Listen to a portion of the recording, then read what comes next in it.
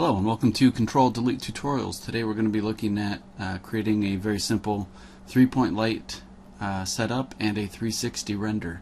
The 360 render is going to include both the full color render and a wireframe render, and how to set that up.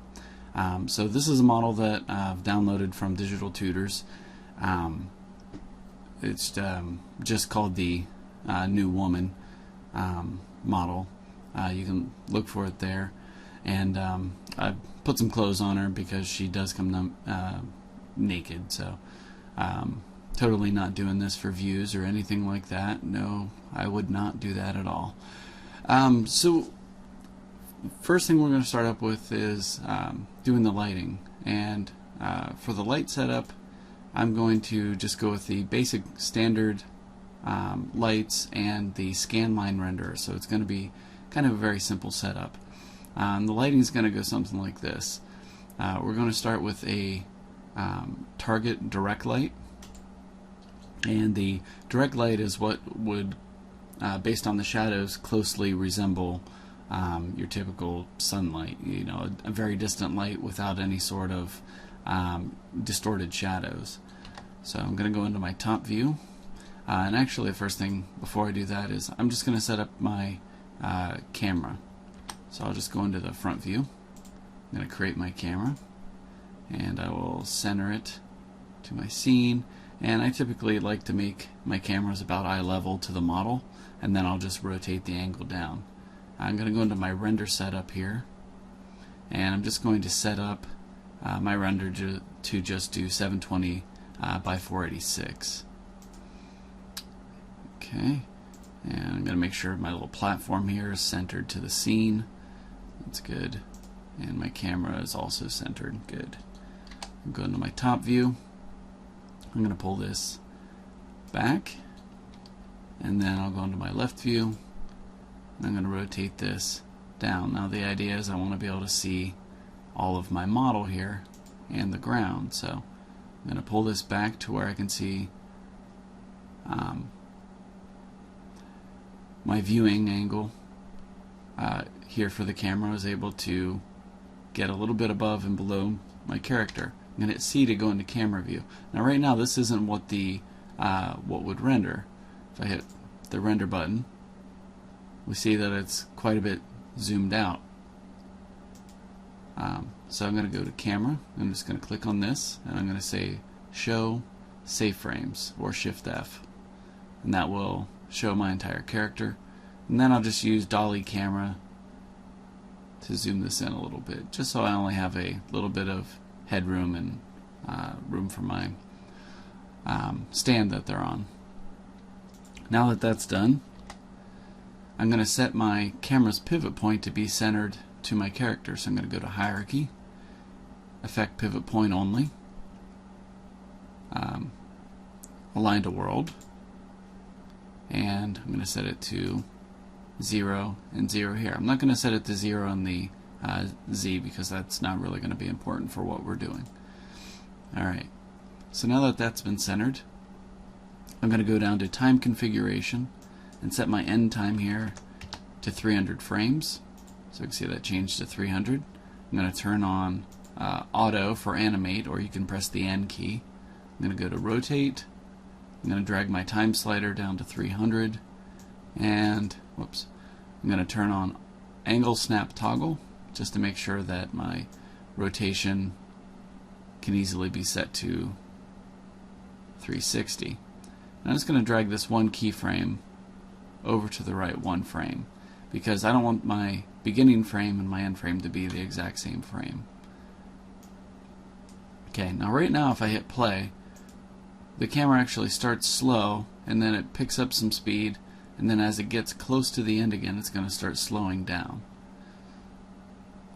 Okay, so I want this to be a nice consistent animation. I don't want to have ease in and ease out. So I'm going to go up to the curve editor here, click that open.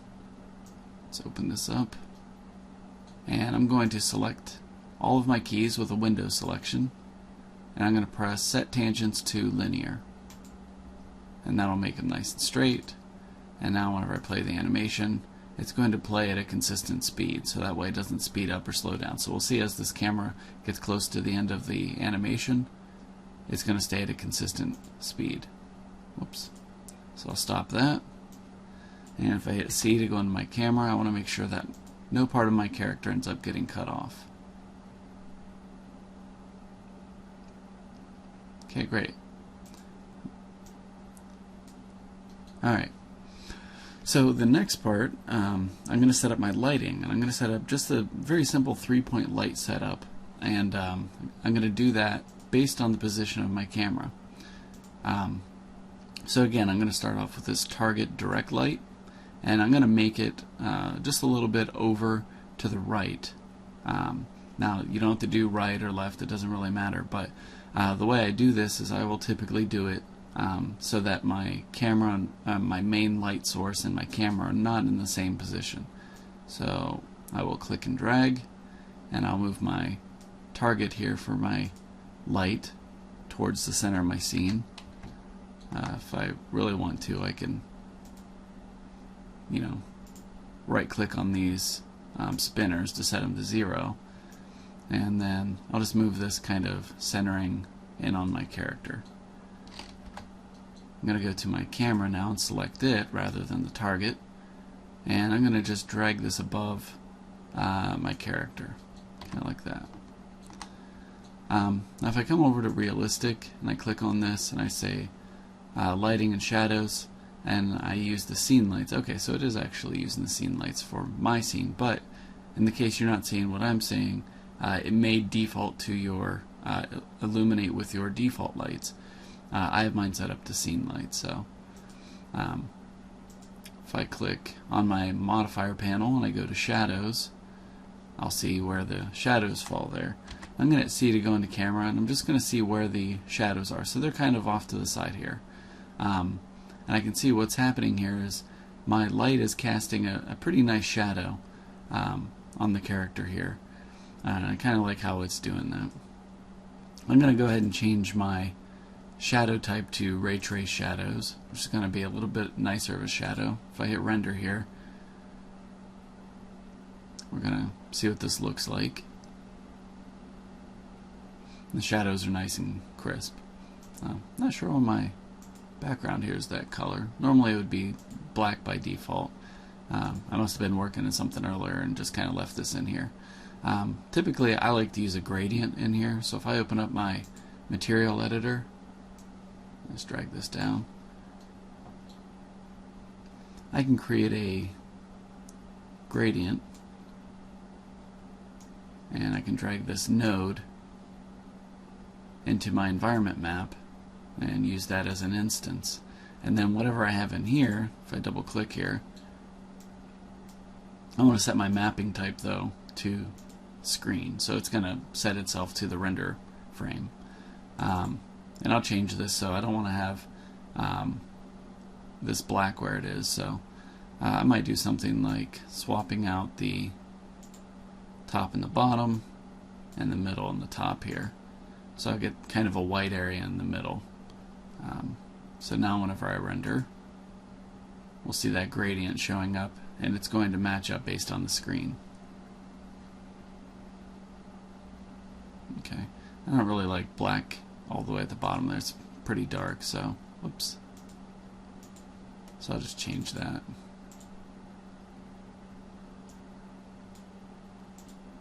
And do kind of darker grays. And then I'm going to do more of a mid-tone gray.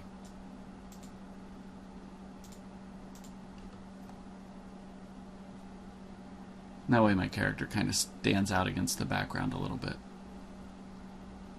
Yeah, that's a little bit better. Okay. So now some of my light settings here. I'm mostly going to play around with the intensity. So right now I'm going to leave my main light or my key light set up at 1.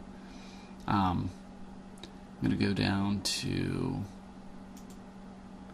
my hotspot and my fall off. So the hotspot is this yellow ring, and the fall off is where the light kind of falls away.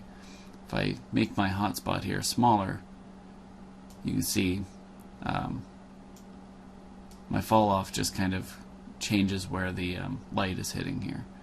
So I want to make sure my light is set up in a way that the entire character is being lit. And if you want to know if the character is being lit, you can actually switch your camera view to your light and see if your entire character falls within this inner ring, and it does. So I might just tighten that in a bit, just so it's going to shade some of this stand that I have. Kind of like that.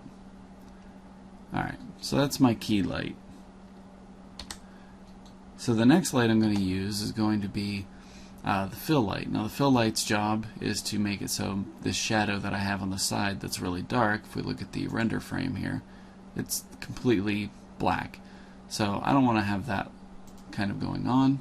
So I'm going to create another light that kind of fills that area with either a color or just something a little lighter. So the type of light you use here, you could use a free spotlight, you could use an Omni Light. Either are going to do just fine. So I'm going to try an Omni Light. And so I'm going to set this Omni Light at about 90 degrees off of this light. So if I look here where this is shining, it's going to go somewhere over here. So I'll create that, and I'm going to drag this up to about the same level as the camera. I don't want shadows turned on, and I'm actually just going to use shadow map for this type because it's a little less costly on the system and it'll render faster. My intensity I'm going to set to half of whatever my key light is, somewhere around a half. So we'll just start off at 0.3. I'll go back into camera view by hitting C, and when we render, we now see that this isn't going to go into total darkness. And I kind of like how that looks. Let's see what it looks like at 0.5.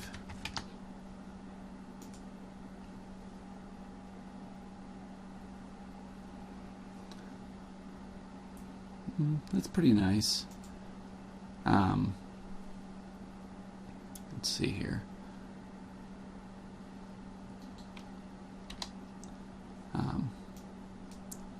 The next light that we're going to use is going to be the rim light. So the job of the rim light is to, I'm going to set this back to 0.3. It's to cast a very kind of light highlight around the edge of our character. So for that, you know, we could use an Omni, we could use another directional light. I'm going to just try an Omni in this case, and I'm going to set this rim light to be opposite of my key light. So it's going to be on the opposite side of my character. I'll go ahead and name these. So that's rim light. This is going to be the fill light. And my key light. Oops. There we go. Key light. So we have a directional, target directional light, an Omni light, and another Omni. So the Omni light, I'm going to start off at setting it very bright. So I'm going to set it to twice that of the key light. I'm also going to move it down rather than above my plane or above my stand here. And you can see that this light is creating this highlight here. And we don't want it to highlight too much. So we'll see. Okay, so we're getting some light on the inner part of the thigh there and the leg and the arm. I might bring it over just a little bit more. Let's see how that looks. Yeah, it looks pretty nice. Usually with a rim light, I like to give it some sort of color. So I'm going to go with like a light blue, just to see how that looks. You can pick any color you want, depends on, you know, what you're lighting. Let's go a little more.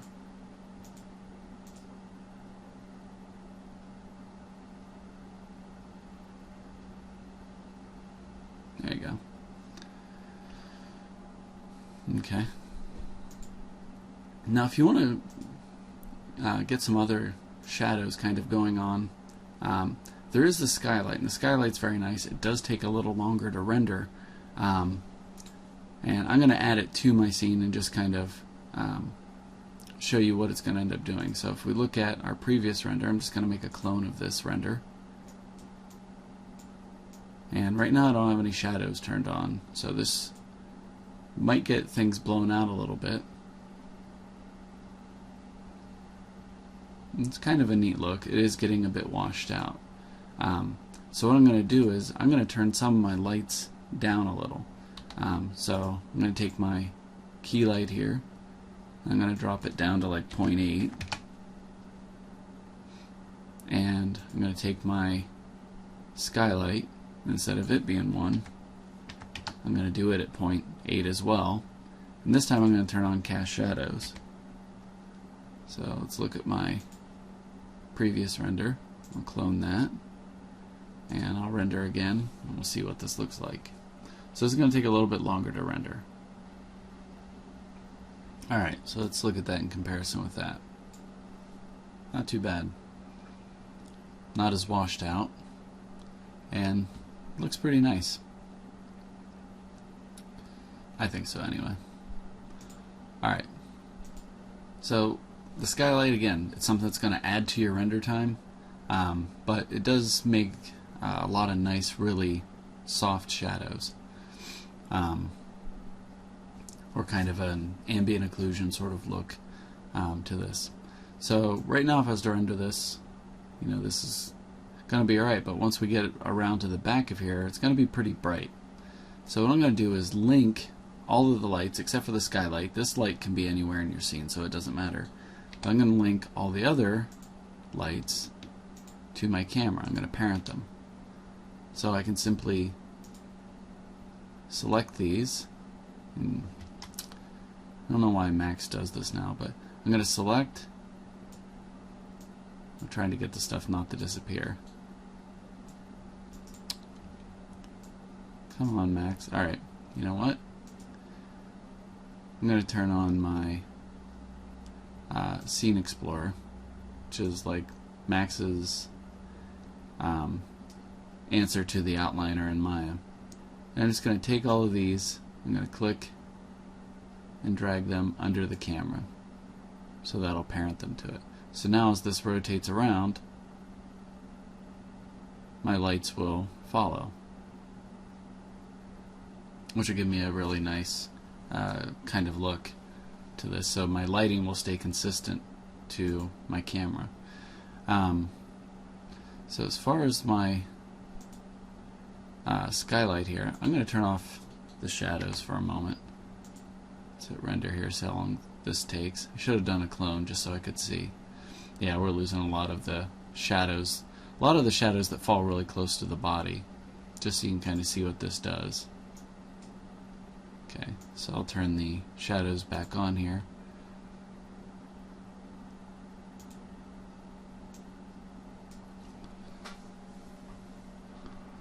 Just so we can see what the shadows are really doing. Alright, so we can see here, this is when we had the shadows turned off on that Skylight, and then whenever it's back on. So we can see as we get kind of closer in here where there's a lot of objects kind of close together, we get these really dark shadows. So you get that kind of on the hand and the inner arm and the thigh. And especially around the toes and stuff, you can see here it's all kind of the same color. Here you can kind of really make out the toes, which is what people really look for in a really nice render, is just beautifully rendered toes. Alright, so that's going to cover the first part, which is just doing the full color render. So I'm going to save this version as is. So I'll just do save as. and hit the little plus button to save iteratively. Alright, so the next part is going to be the wireframe render. So to create the wireframe, the first thing that I do is I create a standard, and this is kind of a clay render slash wireframe, so this is how I like to render out my wireframes. So I'm going to just create a standard material, so this will just be my clay. Typically I'm going to leave it just some very basic gray color. Depending on how you want your stuff to look, I might also make it faceted, which you can see what faceting does here. So it makes it so there's no smoothing. I sometimes like the way this looks, so I'm going to select my objects here, and I'll even do my base. Actually, I'll leave the base the way it is for now. So I'm going to select the model. I'm going to apply this, and now if I hit render, so this would be like my clay render without wireframe, which I could do that and then do another one with wireframe, but I'm just going to basically show doing one with wireframe because I prefer doing that.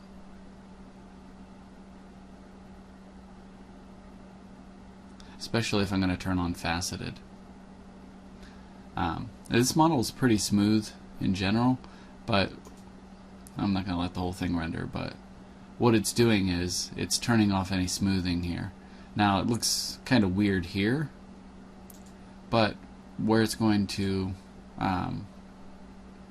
where I like the way it looks is, sound like Men's Warehouse advertisement, is doing the wireframe on top of this. So I'm going to drag out another material, double click that to make it active here. I'm going to set this to black. I'm going to say OK, and I'm going to click wire, which is going to create our wireframe. Now by default, under extended parameters, we're going to see that our wire is set up in pixels. So right now, if I was to apply this to the model, and I hit render,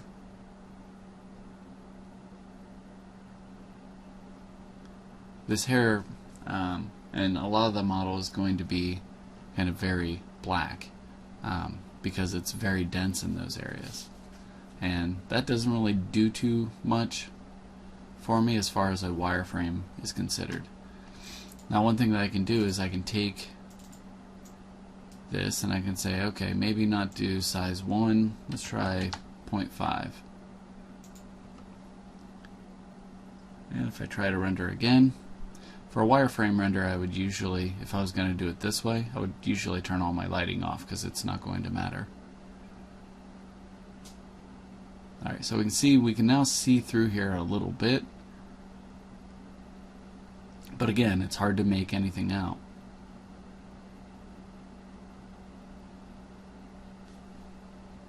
Down at the shoulders here, we can kind of see a little more, but what I'm seeing is I'm seeing the hair through the body and through the head at the same time, so it's causing quite a problem. Let me set this to 0.25. I'm going to render one more time just to see how much that helps. Yeah, so now we're able to see a little bit more.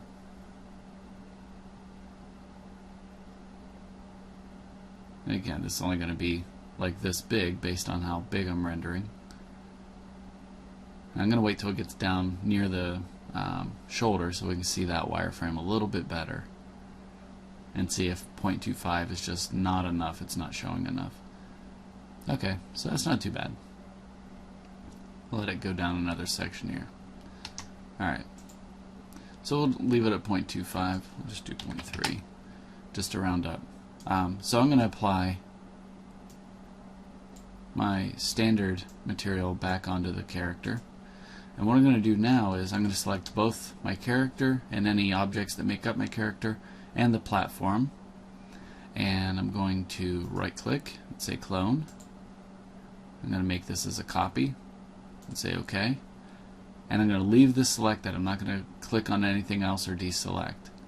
I'm going to come back to my material editor, make sure my wireframe, go ahead and name this wireframe material is active, and I'm going to say assign material to selection, which is going to apply it to the things that I duplicated. I'm going to right click and go to object properties, and I'm going to tell these to not cast or receive shadows, so that way I don't have to worry about them creating shadows on my other object. Now right now if I hit render, it's kind of going to do one of two things, and I'm kind of glad it's doing what it's doing first. So you can see here that the wireframe's not showing up, okay, which might be confusing. And I'm going to hit render again.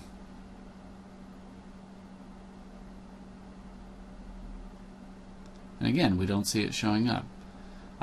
Sometimes when you do this, you might see it show up, and then you'll hit render again and it won't. And the reason being is these two objects, the cloned version of my character and this base, are occupying exactly the same space as the thing it was cloned from. And what that does is it causes what's called Z-fighting. So it's Z-fighting, which means that both models are trying to be seen at the same time. So there's an easy way to fix this. I can come to my modifier list, can drop this down, select push, and I can push everything out. Let's push out just a little bit there. And now when I hit render, I can see the wireframe. And this is because now everything is not occupying the same exact space.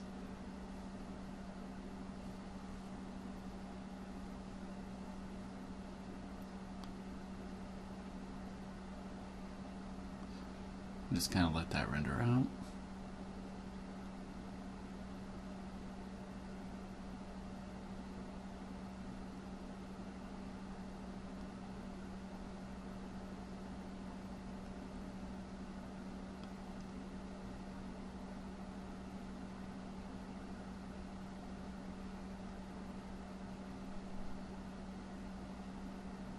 There you go. So what's nice is I can see all of the wireframe very clearly, even on the base. If I turn the wireframe here up, so if I go up to like 0.5 and I render, I'm not going to let the whole thing render here, but we'll be able to see it once it gets past the face. Really what I want to do is I want to do this to where I can kind of make out my wireframes the best.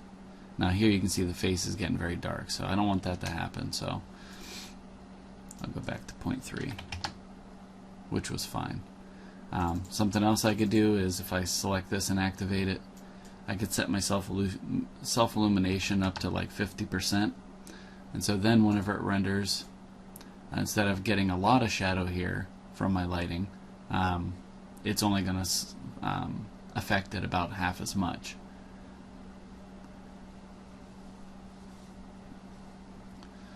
So that's going to be the end of this video. It shows you how to make the wireframe in clay material, and I have another video that has a 360 render and how to set that up in Mudbox. So definitely check that out. It's a different way of going about doing the 360 render, but at the same time what it does and does nicely is shows you how to transition your different renders together, so you can show your model rotating around in color and have that transition to black and white and wireframe appear. And that really makes your modeling videos and stuff like that look really professional. So if you're trying to get hired, that's something I'd definitely do, because people want to hire 3D modelers who know how to have good topology, and to do that they need to be able to see what does your wireframe look like. So hopefully you found this informational and informative and good and great and all that good stuff. Hopefully you liked it, and leave me some nice comments. And then, you know, if you feel like this will help someone else, you know, please share it and like the video and all that stuff. So thanks for watching, and subscribe and check back for more videos. make sure you check out some of the other videos too, because I do a lot of videos that show many different things and many different software. So if you have something you like, please comment and let me know what you want to see.